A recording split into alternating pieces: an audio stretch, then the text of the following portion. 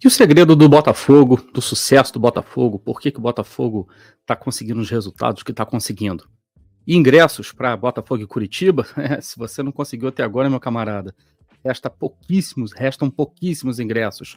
A gente vai falar sobre também o lançamento da camisa do Botafogo, que está agitando as redes sociais, agitando a torcida do Botafogo, e tem mais coisa para a gente conversar, mas eu prometo que eu vou falar sobre tudo isso depois da vinheta.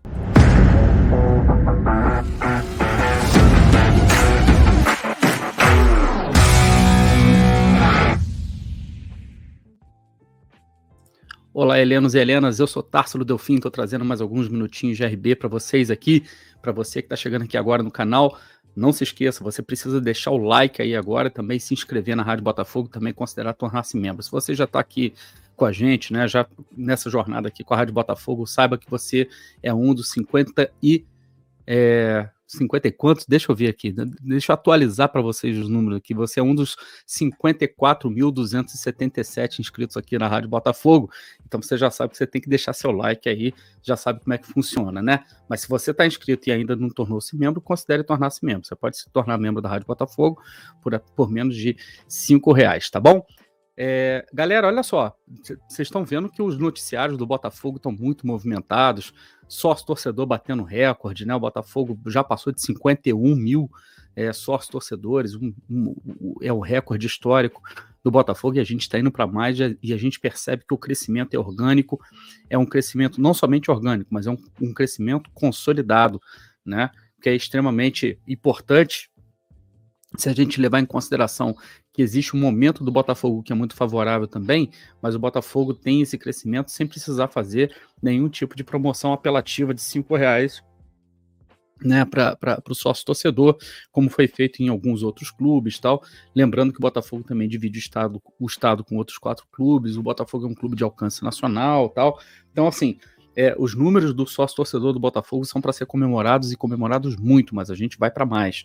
O Botafogo tem capacidade, tem caixa para chegar a muito mais do que os 51 mil inscritos, e isso está fazendo diferença nesse exato momento em que a torcida do Botafogo, nessa euforia toda que está vivendo pela posição da equipe no Campeonato Brasileiro, pelo lançamento de camisa, está aí, né, procurando ingressos. Só para vocês terem uma ideia, ontem, antes dos ingressos contra o Curitiba terem sido colocados à venda para o público em geral, o sócio torcedor do Botafogo já havia esgotado a leste inferior.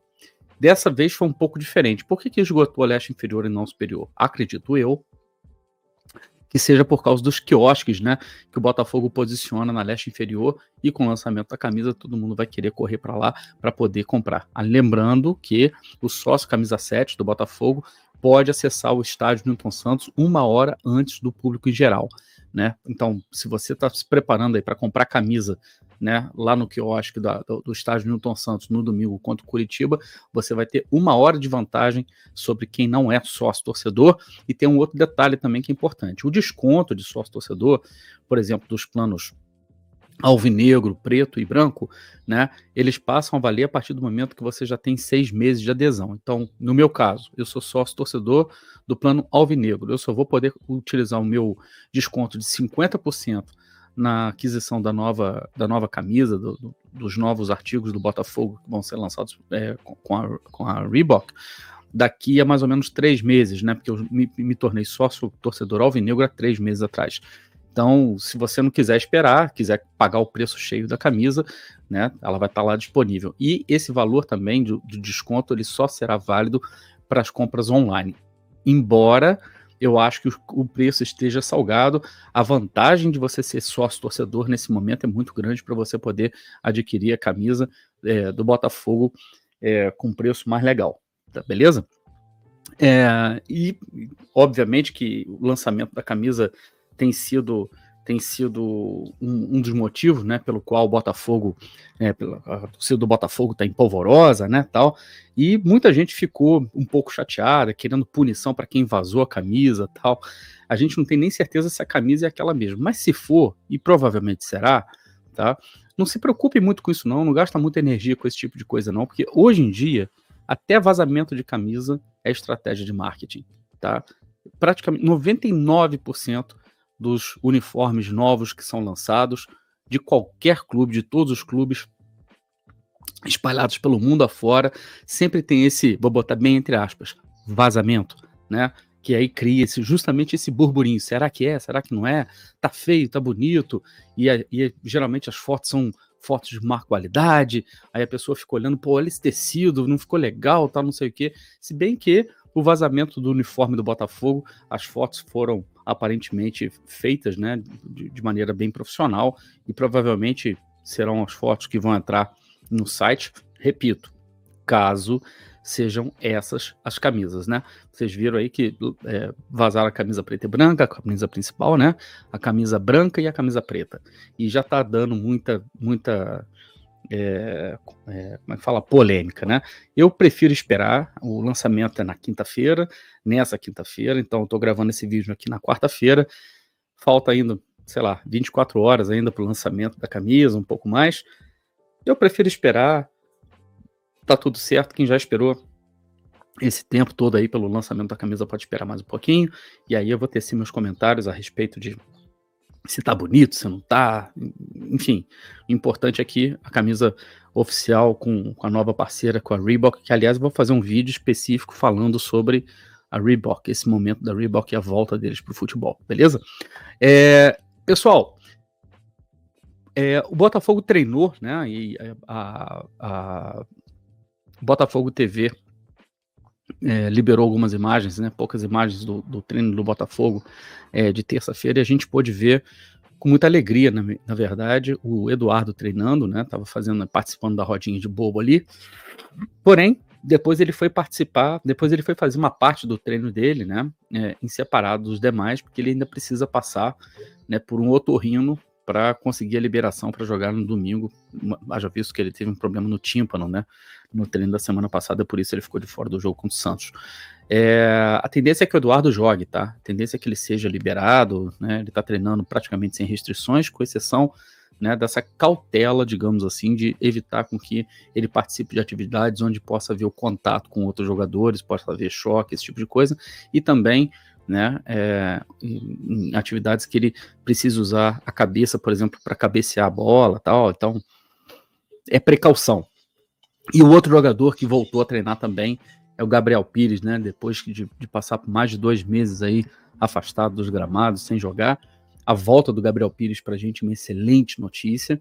Mesmo que ele ainda não esteja 100% confirmado que vai para o jogo no domingo, o fato dele já estar treinando, já estar participando dos treinamentos, já está em campo, já terminou a transição, já está treinando com bola, isso é excelente notícia, porque isso encorpa demais o elenco do Botafogo, né?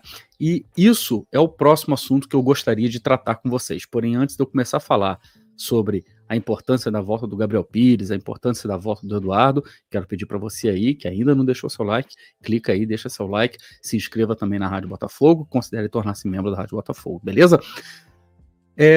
Eu vou inaugurar, digamos assim, uma minissérie aqui, né, falando sobre o segredo do Botafogo. Na verdade, são os segredos do Botafogo. O de hoje é a parte 1. E eu coloquei na thumb aí, que vocês viram, 4 jogadores, Eduardo, Tiquinho, Tietê e Gabriel Pires. Eu poderia ter colocado outros também, tá? Porque tem outros jogadores que se encaixam e se enquadram, digamos assim, na característica que eu vou tocar aqui, que eu vou conversar aqui com vocês. Para poder falar, para poder ilustrar, né, aquilo que eu quero falar no episódio de hoje, na parte 1 do segredo do sucesso do Botafogo, eu vou pegar um comentário, não um comentário, né, um recorte. Eu não vou poder mostrar aqui, mas não tem problema. Eu vou citá-lo, depois vocês procuram lá no Twitter e no Instagram também. O Eduardo Baltem, né, deixa eu ver se é isso mesmo o nome, não, Bartem. O Eduardo Bartem, né, que é analista, faz recortes táticos também, analista tático e tal. Ele fez um recorte muito, mas muito interessante, inclusive fazendo uma provocação para a torcida alvinegra, né, dizendo assim, um detalhe que ninguém percebeu, um detalhe que passou praticamente despercebido no gol do Botafogo contra o Santos, no primeiro gol do Botafogo contra o Santos, que foi a movimentação do Vitor Sá, brigando por espaço com o João Lucas, né, ali pelo lado direito da defesa do Santos, pelo lado esquerdo do ataque do Botafogo, e como que a movimentação dele, no momento que ele conseguiu achar o espaço nas costas do João Lucas, ele conseguiu chegar até o fundo e conseguiu fazer o cruzamento para que o Janderson, né, que tinha entrado no jogo no lugar né, de um dos volantes, conseguisse colocar a bola em perfeitas condições para que o Tiquinho chegasse de trás concluindo a jogada. Presta atenção nesse detalhe importante, que eu acho que isso é o fundamental aqui. Todo mundo aqui também ficou um pouco surpreso no momento que o Janderson foi colocado no time, porque, se vocês vão se lembrar, o Botafogo contra o Santos começou o jogo com 3 volantes. Tem muita polêmica sobre isso aí, tem gente que foi contra, tem gente que foi a favor. Eu, por exemplo, eu acho que foi um desperdício, eu acho que a gente deixou de vencer, a gente deixou de ganhar 3 pontos, muito por causa da escalação com os 3 volantes. Inclusive, quando o Lucas Fernandes entra, né, a gente entende a importância de você jogar com um jogador de características um pouco mais ofensivas. Então, nos números dele, se você comparar os números individuais do Lucas Fernandes com o Tietê no jogo de domingo passado, vocês vão entender o que eu estou querendo dizer.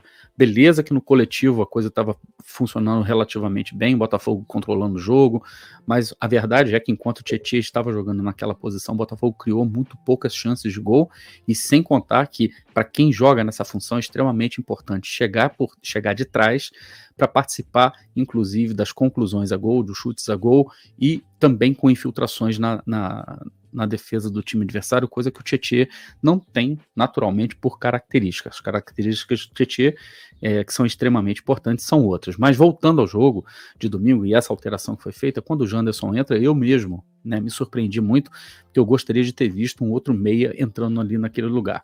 Lembra quando a gente fala que o Eduardo é um jogador com muita capacidade? Ele e Tiquinho hoje fazem praticamente uma das melhores duplas, se não a melhor dupla do futebol brasileiro no momento atual, e a gente fala que o Tiquinho às vezes faz muito papel de falso 9, né? E o Eduardo também faz esse papel de falso 9 às vezes, e a gente até brinca, o Tiquinho é o 9 que faz papel de falso 10, e o Eduardo é o 10 que faz papel de falso 9, né? E quando o Botafogo ficou sem o Tiquinho, né, no Campeonato Brasileiro, e a gente teve que utilizar o Eduardo na função do Tiquinho, o Eduardo deu conta, né, e o Botafogo acabou vencendo o América Mineiro naquele jogo que a gente não teve o Tiquinho. E o Eduardo tem muita inteligência, tem essa coisa de tocar de primeira, tem essa coisa de tocar de calcanhar e pegar a defesa adversária completamente desprevenida. Então, assim, a gente tem nesses 2 jogadores características muito interessantes. Então, quando eu reclamava da falta de um jogador com essas características, que não deveria ser o Tietê, mas poderia ser o Lucas Fernandes, eu mesmo, por exemplo, não pensei no Tiquinho. E o próprio Bruno Lage, durante o jogo, pedia para que o Tiquinho voltasse para participar um pouco mais da armação do jogo. Entretanto, ele não tinha ainda o Janderson em campo. O Tiquinho descendo, saindo da área para ajudar na armação do jogo, e mais ou menos ocupando a mesma faixa de espaço de campo que o Tietê, o Botafogo acabava ficando também sem a referência. Uma coisa é o Tiquinho fazer esse movimento quando o Eduardo troca com ele. O Tietê não tem a mesma movimentação do Eduardo. Logo, quando o Tiquinho saía da área, o Tietê também saía da área, o Botafogo ficava com vazio, os zagueiros do Santos completamente à vontade para poder defender sua área. Quando ele coloca o Janderson, ele transforma o Tiquinho no Eduardo. Da mesma forma que o Eduardo substituiu o Tiquinho daquela vez, no momento que ele coloca o Janderson em campo, o Tiquinho foi o nosso Eduardo. E o gol, por exemplo, que o Botafogo fez contra o Santos, o primeiro gol que o Botafogo fez contra o Santos, é a prova cabal disso. Aquilo ali é um típico gol do Eduardo, mais do que do Tiquinho, um típico gol do Eduardo. E a ajeitada de bola do Janderson é uma típica ajeitada de bola do Tiquinho. E é isso que foi interessantíssimo de observar, né? E eu realmente não tinha me atentado a esse detalhe. E aí eu quero levantar aqui, porque isso faz parte do segredo do sucesso do Botafogo, parte 1, a flexibilidade de alguns jogadores chaves do Botafogo. Eu estou falando justamente do Tiquinho, de ser o 9, que é o falso 10, do Eduardo, que é o 10, que é o falso 9, do Gabriel Pires, que pode jogar como segundo volante, que pode jogar também mais avançado, justamente no lugar do Eduardo, faz muito bem as 2 funções, do Tietê, que já jogou como primeiro volante, mas se encontrou a melhor posição, a mais confortável, obviamente, para ele, é como segundo volante, mas também pode executar a função de primeiro volante. Vocês estão vendo o Marlon Freitas, né, jogando como primeiro volante, mas muito com características de segundo volante também, em boa parte do tempo, e fazendo um revezamento muito interessante ao lado do Tietê. E quando o Danilo, por exemplo, está em campo, que o Danilo tem mais características mesmo de ser o primeiro, o Marlon Freitas, inclusive, ganha muito mais liberdade para atuar como segundo volante, mas A gente já viu, por exemplo, como no jogo contra o César Valerro, no estádio Newton Santos, onde a gente venceu por 4-0, o Danilo Fernandes se projetando, criando a jogada que originou o primeiro gol do Botafogo. Aquilo ali é uma típica jogada de um segundo volante, né? Embora ele não faça isso com muita frequência, mas o importante é que ele faz isso, né? E o Cuesta, por exemplo, que é um zagueiro armador. Quando o Botafogo precisa de um jogo mais posicional, o Botafogo começa a armar o seu jogo a partir do Cuesta, né? E por isso a gente sentiu tanta falta do Cuesta também no domingo contra o Santos. O Marçal, que é um lateral, beleza, é um lateral esquerdo, mas em muitos momentos do jogo, o lateral, né, como o Marçal, que tem uma técnica muito, muito apurada, ele participa também da armação do jogo. Então você tem um jogador a mais na armação do jogo. E entre outros jogadores, né, que a gente pode citar aqui também, o Júnior Santos, que não vem numa fase boa, realmente uma fase extremamente complicada, mas que tem se consolidado no Botafogo jogando pela ponta direita, mas também pode exercer função de centroavante. O Carlos Alberto entrou contra o Santos no domingo, jogou como ala. O Carlos Alberto não entrou como ponta no domingo, entrou como ala, né? E foi extremamente importante a entrada dele.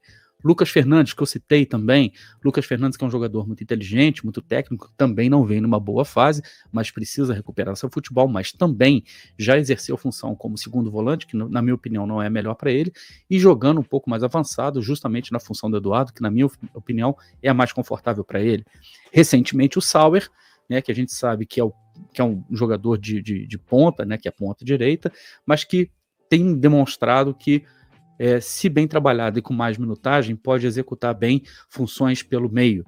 Segovinha, mesma coisa, todo mundo pensa que o Segovinha é um ponta driblador, tanto que a musiquinha até faz menção ao drible dele, mas a principal característica, a qualidade, na minha opinião, do Segovinha é o fato dele fazer o jogo fluir, da maneira como ele se associa com seus companheiros, como ele toca a bola, como ele faz enfiadas de bola, muito interessante. As enfiadas de bola dele, por exemplo, contra o Grêmio, né, que ele coloca a bola para o Marlon Freitas, aquilo ali é coisa de camisa 10, né, aquilo ali não é uma coisa de um ponta driblador, simplesmente, né? E por último, o Diego Hernandes, né, que chega para o Botafogo justamente para trazer também essa flexibilidade, essa maleabilidade de poder jogar em 3 posições, tanto aberto na ponta direita, na esquerda e pelo meio. Ou seja, eu poderia citar muitos outros exemplos aqui de jogadores, mas o principal é a gente entender o seguinte: o Botafogo hoje tem jogadores que conseguem fazer mais de uma função sem precisar que o Botafogo faça substituições, porque eles conseguem fazer isso